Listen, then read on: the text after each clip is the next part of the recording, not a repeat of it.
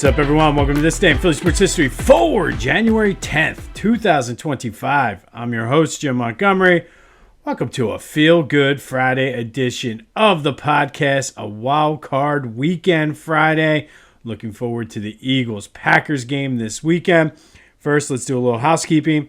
Be sure to follow me on social media, Jimbo_Mont on Twitter and TikTok, at Philly Jimbo on Instagram. Subscribe to the YouTube channel, Jimbo_Mont, and continue to spread the word. Like I say, if you're enjoying this, likely someone in your circle will as well.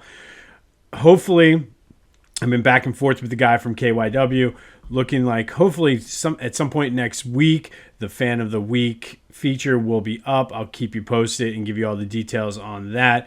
But great opportunity for us here. And then be sure to check out the guys over at the On Pattison newsletter. We're featured in there a couple days a week.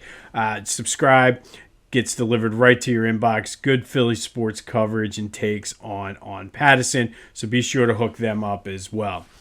All right. Well, let's start with a recap of the question of the day. I asked you who you were rooting for, Penn State or Notre Dame. 65% of you out there were rooting for Penn State. Kind of what I expected. I expected more like 60-40 Penn State. But thank you, as always, for participating in the question of the day. We'll have another one here in a couple of minutes.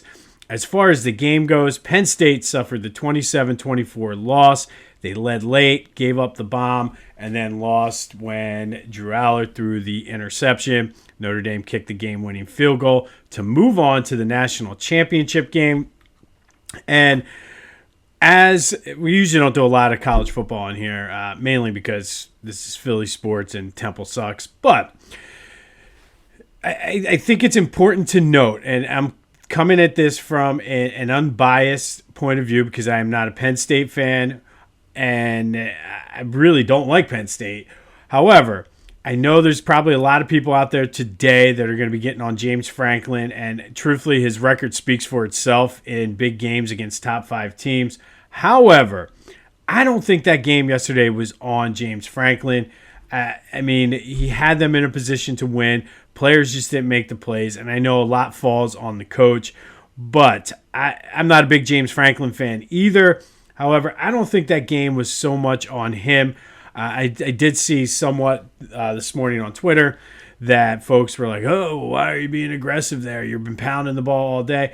And then I do feel it was one of those, had he ran the ball and they didn't get it, why weren't you more aggressive trying to win the game? So I don't put this game on Franklin. Like I said, I know his record speaks for itself, but Penn State, the dream is over. Notre Dame moves on. And as much as I don't want to admit it, it looks like it's Notre Dame, Ohio State. But I will be rooting for the Longhorns tonight because can't stand Ohio State. But interesting let's have some fun here on a Feel Good Friday. We were talking in one of my text chains yesterday about annoying fan bases, and it started with Penn State, Notre Dame, two of the most annoying fan bases. And listen, part of this is my own personal bias. I do think Penn State fans are annoying. There's so many of them, and that's a testament to the school, not getting into all that. But Penn State fans can be a tad bit annoying. I am surrounded by them. My wife's family are all Penn State fans. Not going to say anything bad about them. But Penn State fans can be somewhat annoying for the most part. And I'm coming at this as a Philly fan who many people will say Philly fans are super annoying. And truthfully, I think we are. I think we wear that as a badge of honor. So it is what it is. But I didn't think Notre Dame fans were super annoying. Like, I really don't take Notre Dame fans as an annoying fan base. I guess the most annoying thing for me about them is the fact that many of their fans are Notre Dame fans because their ancestors are Irish. And, hey, man, whatever works. I'm a Michigan fan for no other reason than they were on TV when I was a kid, and I didn't want to be a Penn State fan. But I wouldn't put Notre Dame as an annoying fan base. But it did get me thinking. Let's have some fun here on a Feel Good Friday. What is the most annoying fan base out there? I think there's a lot to choose from. Here in Philly, we certainly, I think Cowboy fans, and I will give the caveat here, Cowboys fans not from Dallas. So if you have never been to Dallas and you're a Cowboys fan, you're annoying. So we're going to go with Cowboys fans, Boston fans just in general, whether it's Celtics, Bruins, Patriots, Red Sox. Boston fans are super annoying. And, of course, the Yankee fans who tend to be very similar to Cowboys fans, living on the past glory. But what have you done for me lately? Their last World Series came in 2009, unfortunately, at the expense of the Phillies. But that's another story for another time. And then we're going to go with Duke fans. Duke fans are super annoying. Maybe not so much now that Coach K isn't there, but I picture all Duke fans either looking like Coach K or being with the face painted with the blue and white striped shirts. I don't know, but they're super annoying. But who do you got? Who's the most annoying fan base out there? Duke, the Yankees, the Dallas Cowboys, or Boston in general? Is it somebody else? I know Niners fans are kind of creeping into that Cowboy-Yankee range where they're living on past glory and they whine a lot. Giants fans are annoying, but I kind of have, I think with Giants fans, it's sort of like a mutual respect thing due to the close proximity. I don't like the Giants. I'm perfectly clear they are my most hated rival. But there's just something about them. It's more of like a mutual respect type thing with Giants fans. But who do you got? Duke, Yankees, Cowboys, or Boston in general? 267-495-8531. That'll get you into the Back to the Future voice and text line. Get that. James Franklin rants, Eagles, Packers preview. Want to talk about Joe, whatever you got. But let me know, who is the most annoying fan base? And is there a fan base out there that I'm missing? For me, probably going to go with Cowboys. And I think it has to be the Cowboy fans not from Dallas. Because I've met people throughout my almost 25 years having season tickets that travel up from Dallas, and they're the nicest people ever. They hate Dallas fans that aren't from Dallas. So you have that where they're like they've never been in the state of Texas, probably couldn't find it on a map, living on the glory of Troy Aikman, Emmitt Smith, and Michael Irvin, and they go into hiding. You're not going to hear from a Cowboy fan until about the start of the regular season. Or, God forbid, if the Eagles lose, they'll come out of their little cockroach holes and chirp a little bit. But, yeah, Cowboys fans are the most annoying to me. But who do you got? Duke, Yankees, Cowboys, or just the city of Boston in general? Or is there someone I missed? 267-495-8531. That's the Back to the Future voice and text line. Text me, leave a voicemail. Let's have some fun here on a Feel Good Friday. Flyers weren't feeling very good last night. Lost to the Stars 4-1, fourth straight loss, and it was just a bad game. This is your daily reminder that this team is in the middle of a rebuild. Just because Mishkov came over, he is not a miracle worker. Plus, he's only 19. But this is a rebuild, so this team is going to go through some stretches like this. John Tortorella, after the game, just said, we played shitty. We got to forget about it and move on. But just an overall, and don't get me wrong, Dallas is a good team. So to play shitty against Dallas, some of that is the team and being in a rebuild. Some of that is Dallas is a damn good team. But they're back in action tomorrow at the Wells Fargo Center against the Anaheim Mighty Ducks. Sixers are at the Wells Fargo Center tonight to take on the Pelicans. Paul George is questionable. Stop me if you've heard that before. Not sure if they're going to play or not. Certainly could use them. But Sixers Pelicans tonight at the Wells Fargo Center. Be sure to check out my boys over at the Clashing Conferences podcast. Great things going on with their fan network. That is available wherever you get your podcasts as well as on YouTube. And then go to Philly Goat. Time to get geared up and ready for the Eagles playoff run. Wearing my Mega John, I have a feeling AJ is going to have himself a game. We'll get more on his status for the game here in a minute. But you can get the Mega John. They got the Fly. Tons of Saquon Barkley shirts and hoodies. Go check them out. PhillyGoat.com. be sure to use the promo code Jim Montgomery to take 10% off your order. And I'm telling you, get the Bird Wing shoes. They're comfortable. They look awesome. And I'm debating, depending on what the weather's going to be and what my outfit choice is going to be, wearing them to the game on Sunday. But that's phillygoat.com, promo code Jim Montgomery to take 10% off of your order. All right. So might as well go right into AJ. Left practice early on Wednesday, sore knee.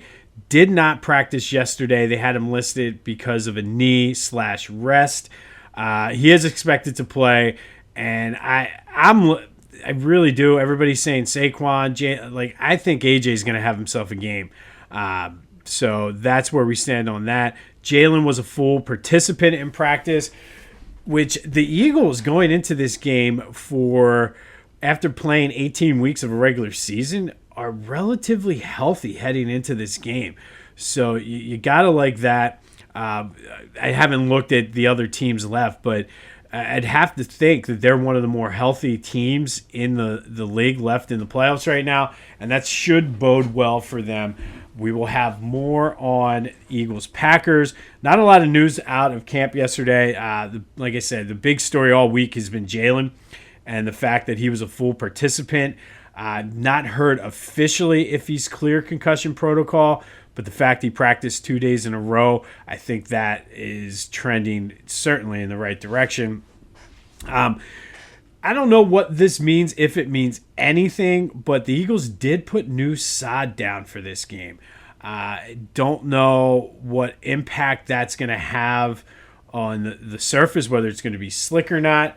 And they claim that it was because the field over at the NovaCare complex was frozen and the field at Lincoln Financial is heated.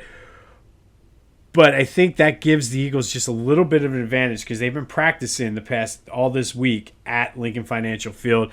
So they should be used to what the turf feels like and everything like that. And I really do think the Eagles groundskeeping crew is going to do a good job. I've seen them completely fix that field up after Temple games the night before. But just something that came across my feed yesterday that it's worth noting that there is new sod on the field at Lincoln Financial. We have some Phillies news, though. Brandon Marsh, Jesus Luzardo, Alec Bohm, Bryson Stott, and Ranger Suarez all signed contracts avoiding arbitration. I believe that only leaves Edmundo Sosa left. Not sure what the deadline is, but certainly looks like they're going to run it back and just pull the old Ruben Amaro, and you can never have too much pitching and just hope that the bats all don't go cold at the same time. That's a big ask, though, because for the past 3 years, when they go cold, they all go cold. But we'll see. All right, today we have a little bit of an Eagles-Flyers double header. I couldn't choose between the two of these, so I figured we'd go with both of them. First, with the Flyers, back in 1974, they beat the North Stars 7-4 at the Spectrum. Dave the Hammer Schultz had a hat trick for the Flyers, and Dave was known more as the enforcer for the Broad Street Bullies, but the Hammer wasn't too shabby on offense. As a junior player and coming up, he had great offensive skill, but kind of took on that role as the enforcer for the Flyers. This was his second hat trick within a week. He only had 2 in his career, and he had them both this week in 1974. And we all know that 73-74 Flyers team would go on to win the Stanley Cup. Then we're going to go to 1993, and we're going to continue our end of the road, completing it today. We'll get on to some more positive stuff starting tomorrow. But today was the end of the road for Reggie White. The Eagles bring it home for Jerome, sort of mantra that they had going into the 92 season when Jerome Brown passed away. Also was the end of the road for that today, and it ended in Dallas with a 34-10 loss to the Cowboys in the divisional playoff round. As I mentioned, it would be the last game for Reggie White as an Eagle. He did have a sack in this game. Just one of the everlasting memories was we'll get more into it in a minute, but just the way it all ended for Reggie with the Eagles, as he did leave for Green Bay via free agency that offseason. But on this day in 1993, Eagles lost to the Cowboys 34-10 in the divisional playoff round in Reggie White's last game as an Eagle. And then in 1974, Dave the Hammer Schultz with the hat trick in the Flyers' 7-4 win over the North Stars. It was his second hat trick in a week, and he only had 2 in his career, and they both happened in the same week.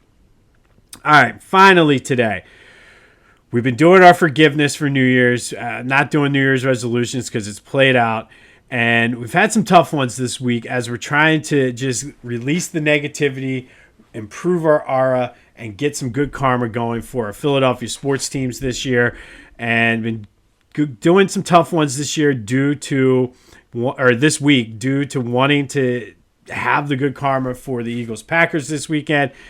This was one of the toughest ones for me because Reggie White was one of my favorite players growing up. I have his autograph and his starting lineup figure right there over my shoulder. I've told the story on here about getting his autograph and then meeting Jerome Brown right before this 1992 season. But today, we're not forgiving Reggie White because Reggie did not do anything wrong. We are going to forgive Norman Braman. And Norman Braman was the former owner, or as Buddy Ryan liked to call him, that guy in France. But we're going to forgive him for a couple things today. And first and foremost, since today is the anniversary of Reggie's last game in Philly, we're going to forgive him for letting Reggie walk. And this is hard for me. And remember, forgiveness is not easy. That's why we're trying to do it, to release that negativity, feel better, and bring that good karma to us. He claimed that he offered Reggie a very fair and competitive contract and that Reggie left for more money in Green Bay. Reggie didn't really speak badly about Norman Braman, but after he passed away, his widow, Sarah, if you ever watched I think it was a 30 for 30 or a Football Life, I forget which one, it might have been a Football Life, that Reggie wanted nothing more than to stay in Philly. He didn't want to leave. He wanted to finish and play his whole entire career here, but that Norman Braman never offered him a contract. That it didn't matter what Norman would have offered him, Reggie would have taken it. So, I mean, he's not here to defend himself. Norman Braman is still alive somehow, but we're going to forgive him for letting Reggie walk. It's one of those things I thought I'd never forgive him for, but trying to be the bigger people here in 2025, I'm going to forgive him for letting Reggie walk. Goes right along with the narrative that he was cheap. He was never really invested in the team. He lived in Miami, would only fly up to watch the games. So he was only in Philly roughly 8 times a year, maybe 9 if they had a home playoff game. Also going to forgive him for firing Buddy Ryan. Fired Buddy Ryan because he was 0-3 in the playoffs and famously said, "It's time we stop being a bridesmaid and become a bride." Hired Rich Kotite, who essentially was Norman Braman's puppet. And we all know what happened. Luckily, he sold the team to Jeffrey Lurie in 1994. Jeffrey Lurie quickly fired I guess Lurie was the owner in 1994, so he kind of kept things as is and then fired Rich Kotite because of just Rich Kotite not being a very good coach, and we've already forgiven Rich Kotite, so we'll move on from that. But Norman Braman today, in honor of New Year's and in honor of trying to bring the good karma to our teams, I forgive you for being cheap, for letting Reggie White walk without even offering him a contract, for hiring Rich Kotite and really just completely screwing up the flow of that team. And for all the cheapness that you did. There were rumors that he made the players pay for equipment, kind of cheaped out on some things and this, that, and the other. I don't know that for sure. But if you did do that, Mr. Braman, I forgive you for that. This has literally been the toughest one for me because I've always said I would never forgive him for letting Reggie White walk, especially the way it happened. But we talk a lot on Tuesdays about change and doing the right thing and all of that good stuff. And I'm practicing what I preach. So Norman Braman, as tough as this is, I forgive you for letting Reggie White walk without even offering him a contract. I forgive you for firing Buddy Ryan. I forgive you for hiring Rich Kotite. And hopefully, it's tough. You see, I'm stumbling over my words. It's tough. But I do feel that negativity kind of releasing from my soul. My aura looks a little bit brighter. And hopefully that leads to good karma for our teams in 2024. So Norman Braman, reluctantly, we forgive you. On this day in 1993, Eagles lose to the Cowboys 34-10 down in Dallas. Reggie White's last game as an Eagle. He did have a sack in that game. And then on this day in 1974, Flyers beat the North Stars 7-4.